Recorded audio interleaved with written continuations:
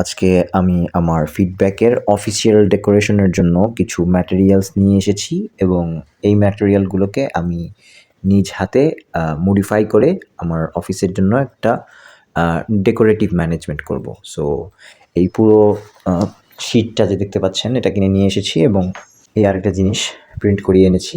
আমি ফার্দার ডেকোরেশনের কাজ এই ম্যাটেরিয়ালগুলো দিয়েই করব। আমি সাধারণত আমার নিজের যে কোনো ডেকোরেশনের কাজ বা যে কোনো ক্রাফটিংয়ের কাজ আমি আমার নিজেই করতে পছন্দ করি। যেমন আগে একবার করেছিলাম।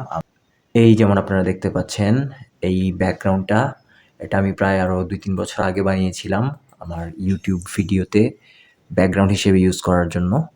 সো এখন আমার অফিস ডেকোরেশন করার জন্য আমি একটা জিনিস বানাচ্ছি। সো এটার এন্ড রেজাল্টটা কীরকম হয় আমি আমার কাজের থ্রুতে আপনাদেরকে দেখাবো। আমি সাধারণত এসব কাজ করার মতো সময় তেমন একটা পাই না, বাট নিজের কাজ তো আমি নিজেই করে নিতে পছন্দ করি।